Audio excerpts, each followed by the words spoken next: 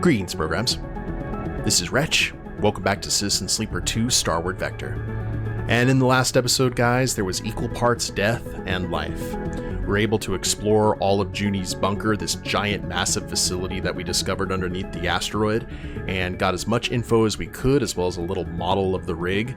But the warden, who apparently had gained some sort of sentience over time, decided to end themselves after they discovered that we weren't coming back. So that was a really kind of sad story to something that may have developed separately from everything else here in the belt. However, after that was done, we headed back here to the Greenbelt, and all the seeds and everything that we have grabbed have definitely paid dividends because the outpost is thriving. And now we can enter Aki's unit here and determine where we go from there, because we were also able to potentially strike a deal between Greenbelt and Nemba. So we've got 5 points that we want to spend first and foremost, though, and I think I'm going to adhere to what you guys suggested in the comments. We can't use engage at all. Our sleeper does not have the people skills, and I've kind of tried to roleplay sleeper like that in conversations, but I think we should go ahead and spend some points to upgrade our endure so there's nothing that we're actually losing points on. Just over time, sleeper's gotten a little bit tougher, you know? There we go. So we're not horrible in interface and endurance. We've got decent intuition, and our engineering is top-notch. I think that's a good balance to have. Alright, let's head here into Aki's unit. Gift spores. Aki is working in her unit. Now the step silk is established and Greenbelt stable, it seems like the right time to bring her Nemba's spores. Yes, indeed.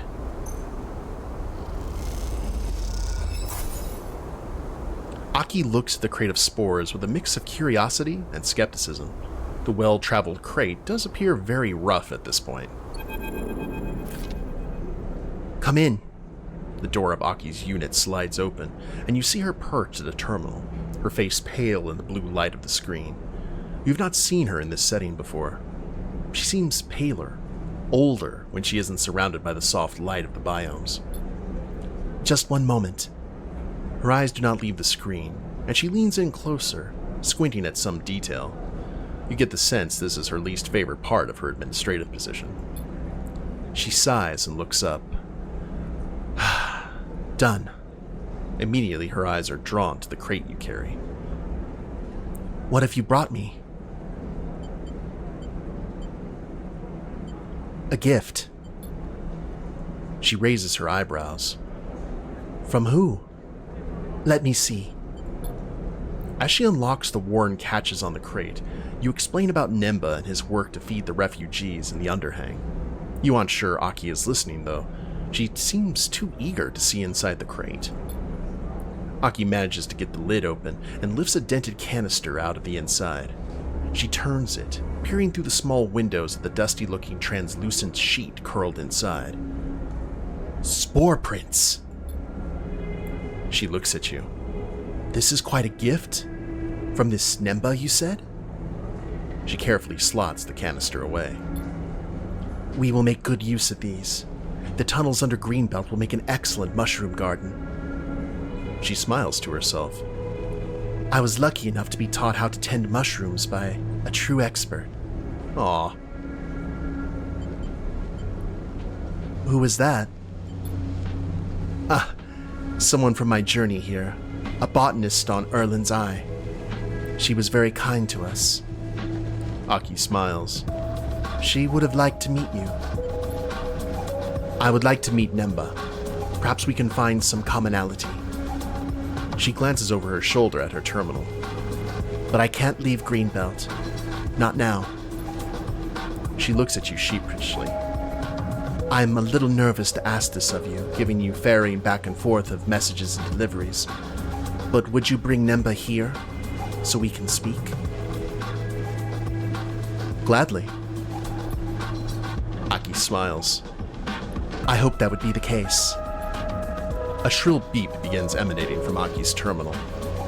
Ah, she smiles. The Weavers. I need to speak to them.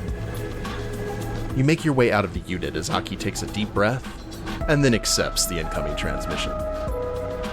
One more run from Greenbelt to the Far Spindle and back again. least you aren't carrying spores this time. Yes, indeed. Well, let's go ahead and probably need to gather some coin here before too much longer. Fill the fuel. Make up the supplies that got damaged. Maybe we'll figure out who is actually aboard our ship or what as we continue on. And there's nowhere to actually... Well, here, let's buy a meal too. Yeah, there's really nowhere else to go here on the Greenbelt. We've created too much prosperity.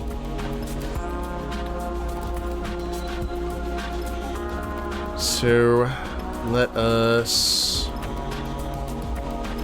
head back to Helion Gate.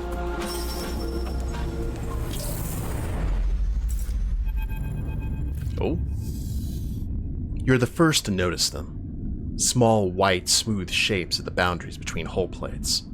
In the seams of paneling, curling out from beneath vents. Mushrooms, dotted here and there, all across the cargo bay. Mushrooms growing on your ship. This doesn't seem very hygienic. Bliss floats next to you, surveying the scattering of pale caps in the cargo bay. It's hard not to agree, although you doubt spores and fungi can have a significant effect on your body. Not that you risked it before. We should vent the cargo bay. Seraphin's voice crackles through the cargo bay speakers. He's flying the ship, but you updated him on your new passengers. This is what comes from having spores and wonky crates sitting in your bay cycle after cycle. Bliss shrugs. They don't seem to be hurting anyone. They float over to a cap and tear it off at the stem. We know from Nemba that these are edible, so... We could farm them? Well, we are always short of supplies. Seraphin's voice buzzes through the speakers. But a few caps don't make a meal. Bliss inspects the cap. I do like a good mushroom. They sniff it. Back on the eye, they had these matsutake that smelled amazing. You look over the cargo bay. It doesn't get used much. Most of your halls fit comfortably in one quarter. There's plenty of room to isolate a little growing area. Maybe with some plastic sheets. Or you could just open the hatch and let the void of space sterilize the whole place for you as you fly. After all, if these things get into the air recyclers, you could have a serious problem on your hands. And who knows what they might do with the wiring. You doubt either decision will bother Nemba, at least. His spores are delivered, and you have a free hand to choose. Well, I also don't want to space whatever may be on the ship if they're in the cargo bay. And food is food, you know? Waste not, want not. Keep the mushrooms. Bliss holds the cap to their mouth, then thinks better of it. They squint at you. Are you sure? Yep. Keep them. Well, we'll still need to figure out how to harvest and prepare them. Bliss slips the cap into a pocket. But I think it's a good call. You hope they're right.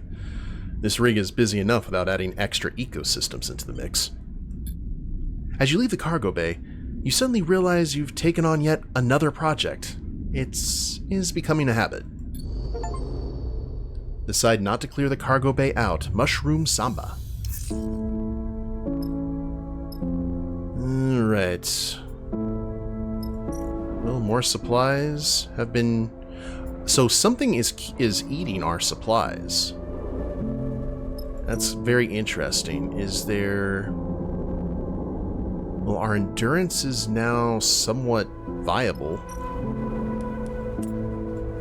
Oh, that's right. Now that we have the endurance, we don't... Oh, that's actually a bit of a game changer. Let's go. That gets us enough fuel, I believe. Is it 5 or... Okay, it's 4 to get us where we need to. Don't want to stay here any more than we have to.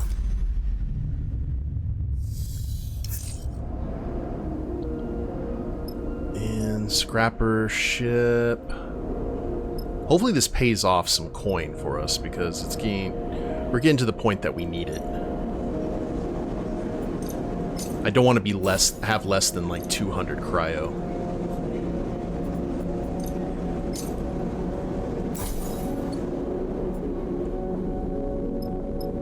Alright, still good there. Talk to Nemba. Take Nemba to Aki. Nemba congratulates you on arranging the meeting. Now you just need the fuel to get him to Greenbelt to meet Aki. That's our 10. Oh lord, are we fast traveling? Oh! Aki comes to meet Nemba at the entrance to Greenfields. You can tell she's in full administrator mode. Her bows are precise, her words carefully chosen, but her manner is not without its distinctive warmth. Nemba responds in kind, taking a diplomatic tone, but with a wry grin for her benefit. As Aki provides the tour, you watch them from one of the bridges, their conversation muffled by the greenery all around. They both look at home amongst the growing things, hands reaching out to touch stray leaves, faces dappled with sunlight. When Nemba returns afterwards, you aren't surprised to see him pleased. Plans are in motion, Sleeper. Nemba smiles for a moment and then catches himself. Optimistic plans. What did you negotiate? It is, I hope, a mutually useful agreement. She graciously offered a regular supply of step silk cloth for clothing and construction of shelters in the bays of the underhang. We are also going to see about settling people here in Greenbelt, to work with the farmers. Nemba sighs. It is always a little strange to talk like this about the lives of people who have been exposed to so much suffering, but we do them no benefit to couch our words in platitudes. Nemba looks out at the green fields. Aki understands that. She is a refugee herself. She fled her moon many cycles ago. Nemba squints. We share that as well. You fled the war? I did. Does that change how you see me? Nemba sighs. Would it make you have treated me differently? Sorry, I am being unfair. I must find there's an expectation that if I am a refugee, I must be desperate. I must beg for aid, show my suffering. Nemba folds his arms. I prefer to make plain requests, or even better, strong demands. You think of the back and forth journeys made for both Aki and Nemba, and the aid that was asked of you.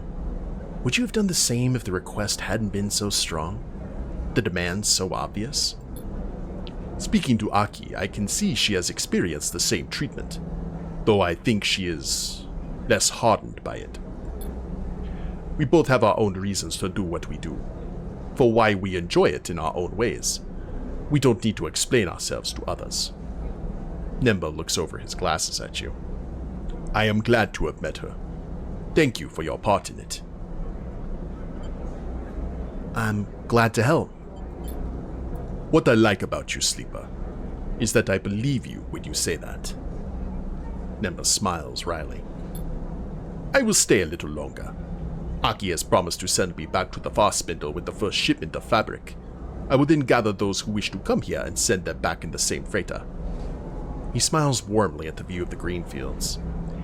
The exchange begins. The work never ends. You say your goodbyes and leave Nemba on the bridge, enjoying the dappled light. After all the shuttling of spores across the belt, you finally have a clear view of Aki and Nemba and their response to their own hardship. They're not saints, acting from a position of purity, but pragmatists, with an intent to change those things that once marked them. The future they will build together is one you are eager to see. Oh man, we are just knocking out the things here. Alright, so we've got another 3. -1 stressed. So if we go ahead and spend, I kind of want to +1 to affected die, so that would actually put that to 4. But I think stress management now is... one of our best things, because now it's -2 stress, so we could go like up to 3. Cool. I think that's a good investment. And then maybe we can go ahead and... Oh, wait a minute. It's only... Oh, we can only choose one or the other. Ooh. +1 stress, +2 to lowest die. Actually, I'm okay with that. I know it's less dice now. I forgot that it was one or the other. And then we can do -1 stress on neutral and positive outcome. Well, that was a little bit of a waste of points, but... It's okay. We've had worse. Oh! The rig cargo bay. Isolate bay. Putting up plastic sheeting to isolate a section of the bay for farming is a big job, and it just takes focus and patience. Part of the job of preparing the bay is finding all the stray caps that you don't want to take root and pulling them out. So we gotta do some weed pulling, huh? So, let's go ahead and do this. Whoops. Turns out that turning a cargo bay into a mushroom farm is more work than you thought. This'll take a while. Mushrooms find the smallest crevices to hide in, and even when you pull them out, they have a habit of growing back. That is okay. We've got the patience. Little by little. Actually, it gives us a good excuse to stay here for a little bit. Let's do this. Let's go ahead and set the crew for odd jobs to get some cryo back, because we need to head back here to the depot. Fill the fuel.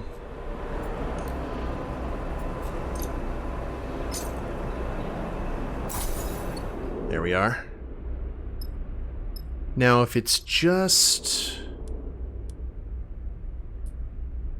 We did lose a little bit, and that didn't get us anything. I mean, I'm willing to...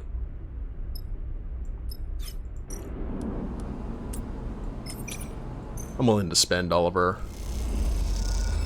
dice here. There we go. You start to get a good intuition for where the mushrooms like to hide, and you're soon finding whole stacks of them.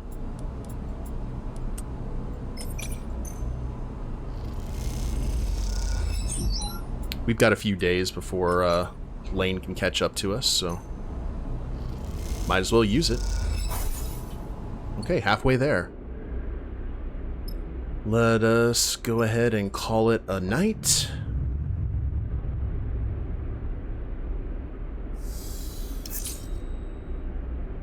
And no one ate our supplies. Huzzah. Now we just need one... I think the food here that we can buy restores 4. So, actually, I think this might do it.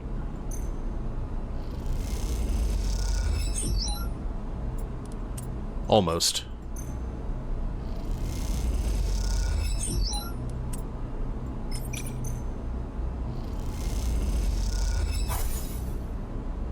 Takes time.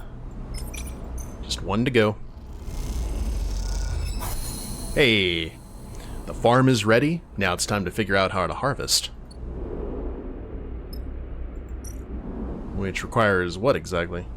There are no more mushrooms in the farm. You'll need to wait. Oh, this is... Okay, this is like the farming implement that we had in the first game. So every 3 turns we can grab a crop and use them, and... Cool. We're becoming self-sufficient on this ship a little bit, which I do appreciate. It's great that our adventures in the Greenbelt are kind of what caused it to happen.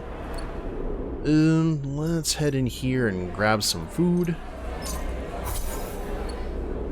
And I guess there's nowhere else to go except heading north. Well, not necessarily north, but up on the map. We still can't go to the Hollow. Scatter yards are blocked out. Can't go to Dark Side because we need a spoof transponder. So we have got to head all the way to Holmes's Rock, stopping at Helion.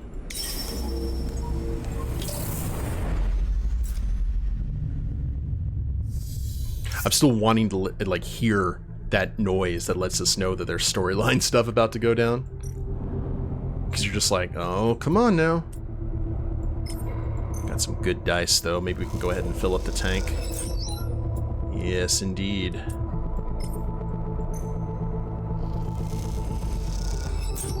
Okay, that gives us 9. Where do we go for food? Endure.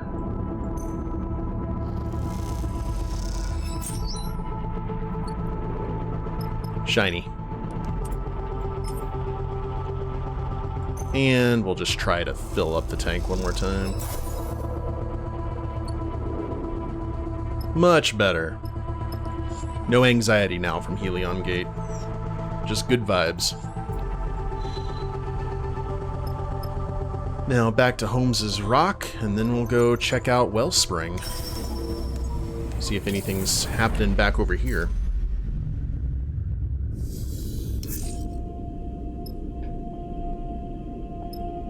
Nothing new. Interface for money. Sure, why not?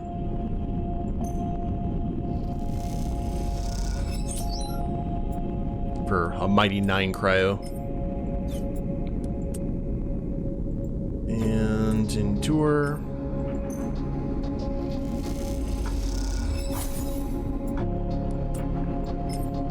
Let's make sure nothing bad happens to us. Cool.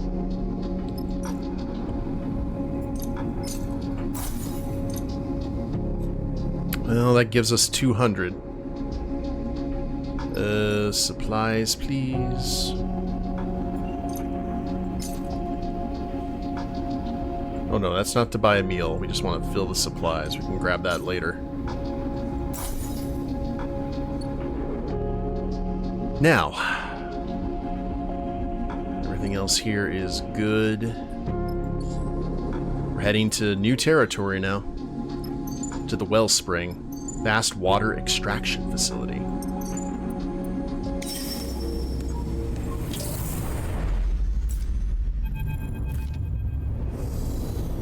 As he brings the ship into Wellspring's docking ring, you notice a rare tension in Seraphin's piloting. He jerks the stick a little too hard while the docking bridge extends, and a proximity alarm goes off. He curses under his breath. Relax. It'll be okay. I've docked the ship 100 times, Sleeper. He keeps his eyes on the monitors. I am relaxed. That's not what I mean. Seraphin doesn't respond, but you see him grip the rig's controls a little tighter. As the ship stops, the docking bridge connected. You lean forward and look out the cockpit windows, trying to get a good view of the icy surface of Wellspring below. It's got a monorail. The harsh, gleaming ice gives way to the steep sides of the Cut, the asteroid's one city. It glows and steams with warmth, and peering down into it, you cannot see the bottom. Beyond, along the horizon, you see the terraces of the pithead, where the current extraction effort must be taking place. Seraphin runs the shutdown sequence and unclips from his seat. He turns back to you, a flinty look in his eye. I'm gonna head down into the Cut. I've got a few leads to follow up on. You get the sense he isn't asking for permission. Let me help. Well, you can check out the city if you want, but I'm not following along, Sleeper. This is my trail to follow. Before you can respond, he pushes past and glides out of the cockpit. You turn and watch as he pushes past Bliss in the doorway. I missed something? Bliss shoots you a look. He seems even more irritable than usual. He's looking for his sister. Bliss raises an eyebrow. Family trouble. That'll explain the irritation levels. I would recommend... They zip up their jacket. We go after him, before he pushes past someone that pushes back. Agreed. See you down there. At least Lane's unlikely to come out here to pick a fight with the Lodex Syndicate. Bliss shrugs. They turn and head toward the airlock, whistling softly as they do. Yu Jin comes out of a side door as Bliss passes. He stretches and squints at you. Permission to find a bar down there? He grins. Just joking. I know I don't need to ask. He winks and follows Bliss. I'll wait with the ship. Junie's voice echoes through the thin interior wall of the corridor. I've got archiving to catch up on. She pauses. There's nothing older than 1,000 cycles on that snowball anyway. Wellspring, the base of the Lodic Syndicate. As you look out across its icy surface, you remember Malik, the captain whose ship you saved, and for whom you surveyed the ice asteroid. You remember how he promised to repay you for your action should you ever cross paths again. Perhaps Wellspring is a good place for you to make that happen. After all, if Seraphin's sister is here, surely the Lodic Syndicate would be the best place to find her. Let's see what we got. Okay, we got multiple things going around the surface here. Here. Can I do...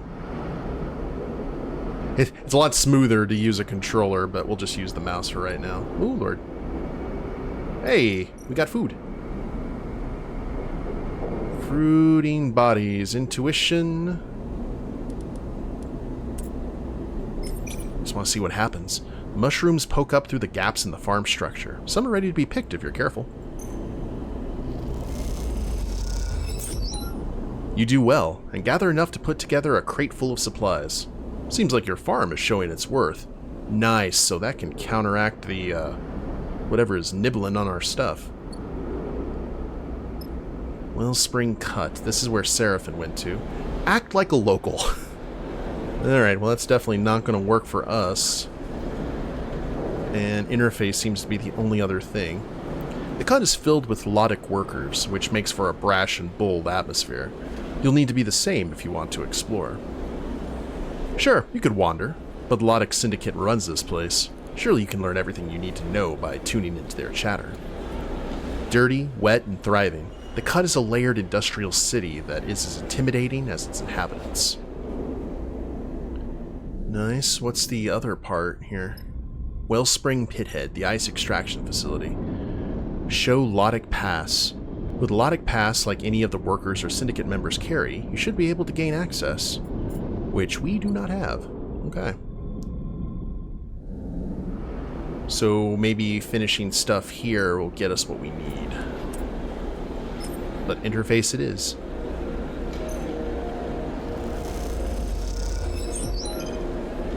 It seems the Syndicate knows much of what happens here, but they also have their blind spots.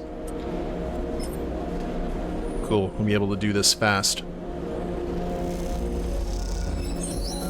You have a good sense of which passages to wander and which to avoid in this steaming vertical city. Amazing to think this place supplies most of the belt's water. Bliss looks across the cutwater at the workers in their distinctive yellow gear. No wonder the Syndicate runs it like a corporation. You look at those gathered in the low-ceilinged bar, gathered around cushioned couches and low magnetic tables, their voices bouncing off the metal walls. All of them wear Lodic clothing, a mark of their status as contractors for the Belt's most powerful syndicate. At the far side of the bar, you spot Eugen, perched at a magnetic table with a bunch of miners. He appears to be playing some kind of local dice game. Although given the amount of alcohol involved, it's hard to tell if gambling or drinking is the focus.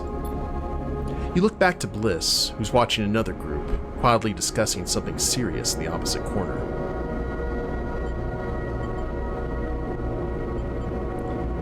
I don't like it one bit.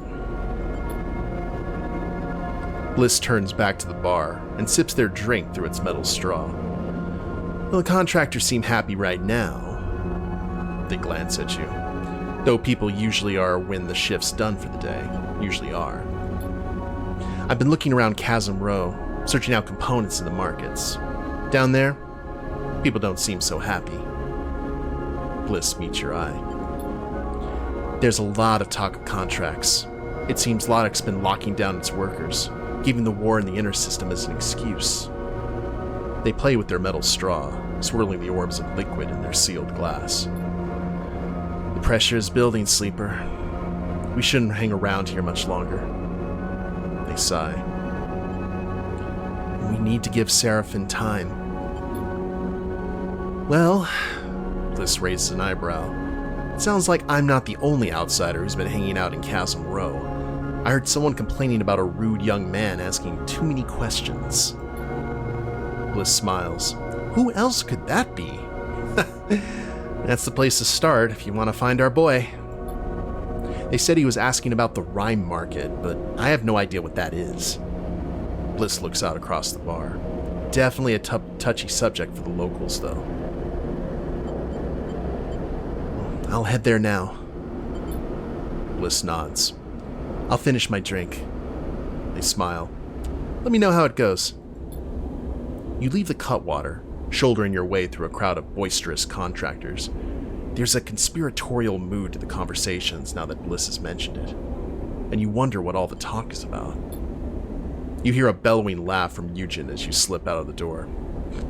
Better leave him to it.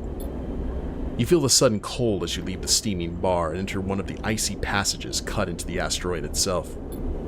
All this water in the hands of a single syndicate. If something goes wrong here, the belt will die of thirst long before the war reaches it. You turn up the collar of your jacket against the cold and head for Chasm Row. New location discovered. Alright guys, well we are starting to unlock parts of this new area, and curious what it's going to be like dealing with the syndicates. But we'll go ahead and call it an episode and see what happens in the next one. But I hope you all have enjoyed it. If you liked the episode, please leave a like down below. Subscribe to the channel, leave a comment, that'd be a big help. I will see you next time. Later days, everyone.